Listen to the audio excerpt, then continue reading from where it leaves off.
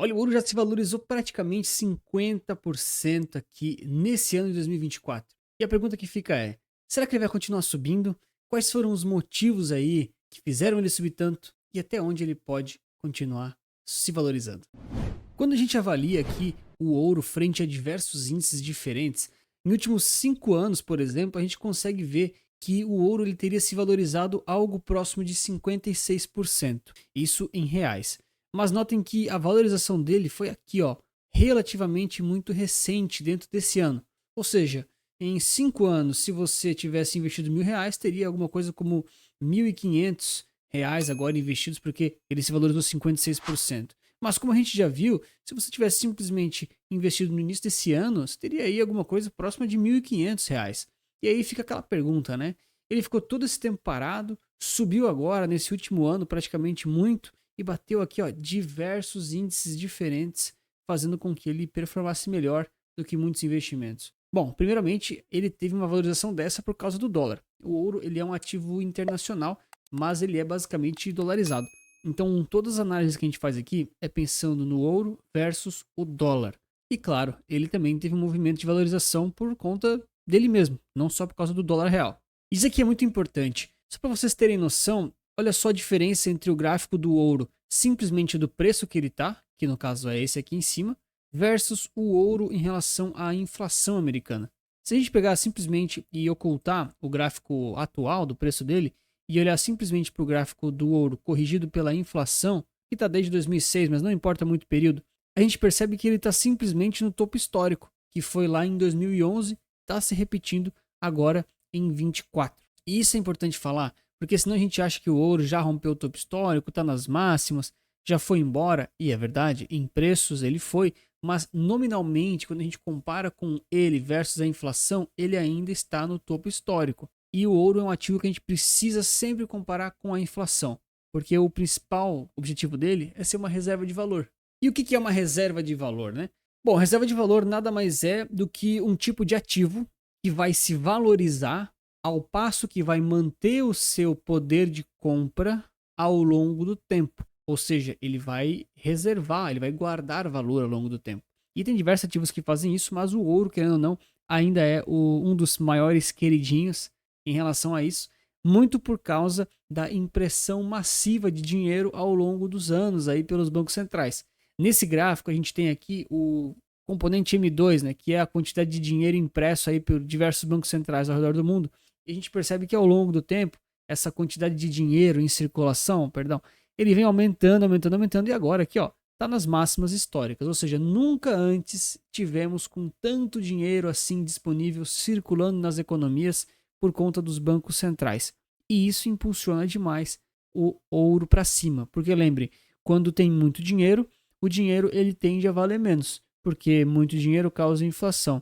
Se tem inflação, o ouro ele vai ser buscado, né, realmente para que o dinheiro dos investidores seja preservado. Isso faz com que o preço dele suba. Essa valeu o seu like, né? Já aproveita aí, além de se inscrever, comenta para mim se você tem ouro no seu portfólio ou se simplesmente acha que não vale a pena ter e prefere focar em ativos que geram renda de fato. Em relação à inflação lá dos Estados Unidos, né, que é o dono do dólar e que é quem precifica o ouro de fato, a gente tem uma movimentação muito interessante que acontece.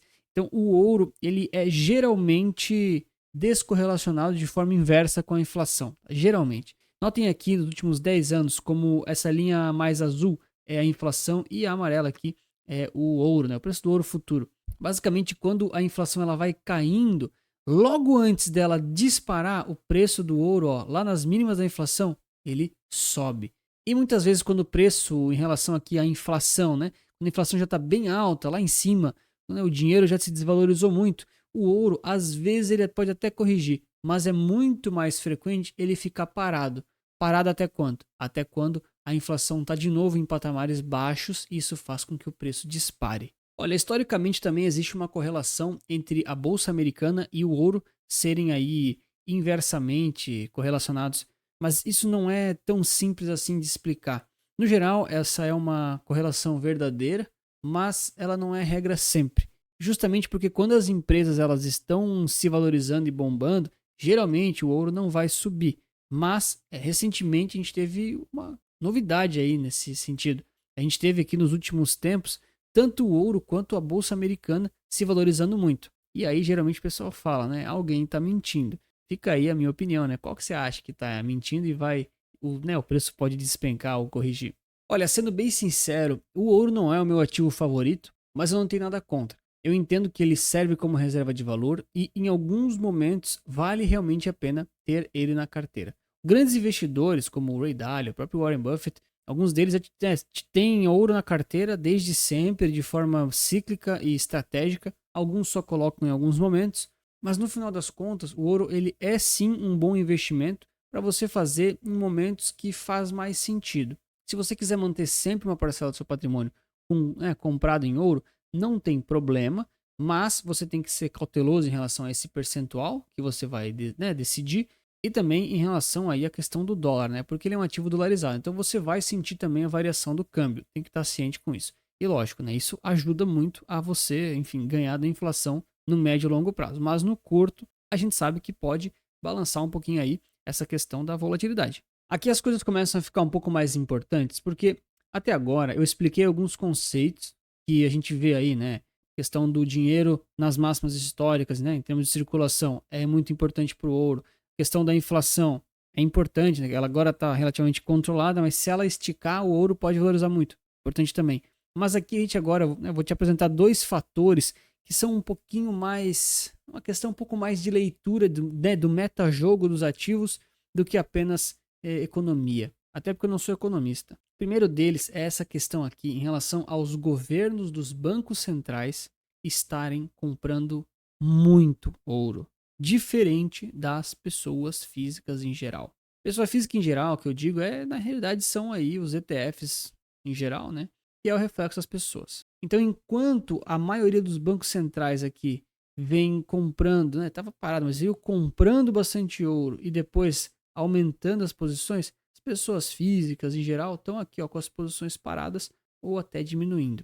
Isso quer dizer o seguinte: os bancos centrais eles têm muita noção de questões inflacionárias, não só da sua própria moeda, mas também em relação ao mundo. E vão sim comprar ouro para se proteger se a expectativa deles é de ondas inflacionárias no futuro. Esse é um alerta importante. Dificilmente os bancos centrais eles vão errar, porque se precisar, eles emitem dinheiro, criam inflação e ainda assim essa reserva de ouro está aí na mão deles para segurar aí a desvalorização da moeda em si, né? E outro dado muito importante é esse aqui. Isso aqui é mais ou menos a alocação implícita de ouro em relação à carteira dos investidores. O que é isso, né? É basicamente quantos por cento de ouro tem na carteira global, em termos de comprado. É como se você pegasse todos os ETFs globais de ouro, somasse o valor deles, né, de capitalização de mercado, e dividisse por todos os ETFs de mercado capitalizado global. E a gente percebe o seguinte: é como se fosse quantos por cento de ouro está na carteira do mundo, vamos dizer assim, né? Então o ouro já chegou a ser aqui, ó, 7, 8% da carteira global, lá na crise de 2008, enfim, tempos passados. E com o tempo, o ouro foi saindo da carteira das pessoas, ok? Lembra, né? Se alguém está vendendo, alguém está comprando. Muitos dos bancos centrais aqui puderam ter comprado esse ouro. E atualmente estamos aqui em patamares quase que ridículos, né? Próximos de 1% em termos de alocação de ouro. Eu sei que isso aqui não está totalmente atualizado, mas a gente percebe que mesmo que ele esteja aqui em cima, né, próximo de 2%, ainda assim é muito pouco frente ao que estava lá atrás. Então o que a gente percebe é que as pessoas físicas aqui, né, estão vendendo ouro em relação aqui aos bancos centrais e o mercado em si, o mercado financeiro global, não está ainda comprado em ouro. Muito dessa alta que a gente já viu no preço do ouro aqui, né? Olha, ao longo aqui de 2 anos, né, um pouco mais, muito dessa alta foi realmente por demanda de bancos centrais e também aí pela questão inflacionária do dinheiro. Mas não foi porque os grandes fundos começaram a comprar ouro, grandes investidores estão comprando ouro, pessoas físicas estão correndo atrás do ouro, não estão. Né? E a gente percebe que o ouro ainda está na máxima histórica em relação à inflação, mas não está ainda super caro, né? Do tipo já virou bolha, poxa, já subiu muitos por cento, porque o ouro dificilmente vai subir tanto assim. Então, para mim, o ouro ainda faz sentido em termos de portfólio global como uma proteção contra a inflação. A gente teve aí notícias como o Trump vencendo as eleições, uma série de questões inflacionárias ainda perseguindo o mundo, né, aterrorizando um pouquinho o mundo. E a gente sabe que o ouro ele pode ajudar a rentabilizar sua carteira em termos de juros reais, né? Juros não, né? Mas rentabilidade real frente a tantas desvalorizações assim do dinheiro e de ativos. Mas não é tão simples. Lembre, se você não sabe exatamente quantos por cento ter na sua carteira de ouro, então, cuidado, repense a estratégia. Eu tenho aqui as minhas carteiras recomendadas, QR Code aqui na tela, link na bio, para justamente alocar os percentuais de acordo aí com diferentes perfis de investimento. E mesmo que você já saiba quantos por cento você quer comprar de ouro, seja lá 1, 2, 5, 10%, 20%, enfim, não faz muito sentido na minha opinião, mas aí você precisa fazer essa entrada, né, dessa posição, montar essa posição de forma tranquila, né, fazer fracionado, geralmente compras ao longo de mais tempo, de mais meses para fazer um dollar cost average, né, o DCA, e realmente pegar um preço médio para não ficar comprando o topo lá do ouro. Às vezes ele pode ficar parado por meses, às vezes ele pode corrigir um pouquinho também e assim por diante. E lembra que o ouro não é para deixar você totalmente rico, grande valorização, não vai valorizar que nem a Nvidia. Lembra, deu ali 66% em vários anos, 100% talvez em muitos anos, mas não é uma ação que vai te dar retornos realmente de fluxo de caixa, não tem esse valuation. E o ouro já é um ativo que, vamos dizer assim, está democratizado. E diferente do Bitcoin, por exemplo, que ainda é uma tecnologia em descoberta. O ouro não, o ouro já é, digamos assim, uma referência, né? Não tem muito mais o que descobrirem dele. Assim, tem, mas é muito difícil, é muito improvável que o ouro vai se valorizar 1000% nos próximos 2 anos. É muito improvável. Pode acontecer, mas é improvável. E para você comprar ouro aqui no Brasil, você não precisa ficar comprando lingote físico. Ninguém mais faz isso.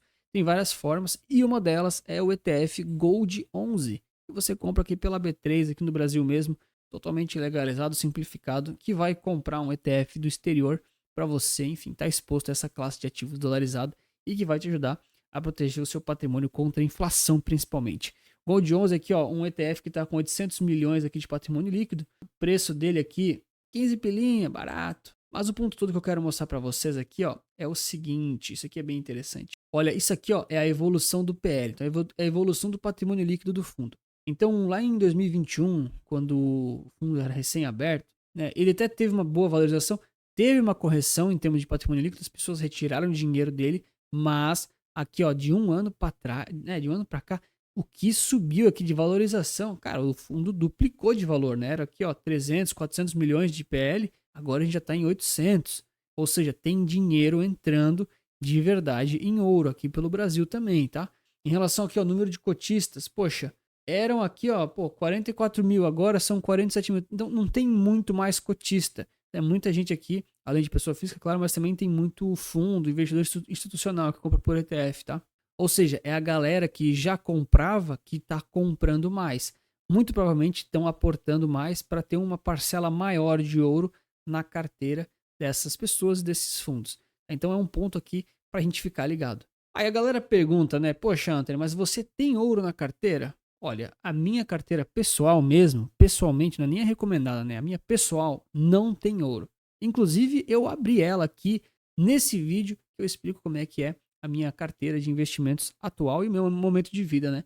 Para você ficar ligado. Assim, e se você não gosta muito do ouro e acredita mais no Bitcoin, aí eu tenho esse vídeo aqui que mostra a forma mais fácil, mais tranquila para você comprar Bitcoin por ETFs aqui pelo Brasil também. Obrigado pelo seu like e lembre-se que investir certo resulta capital.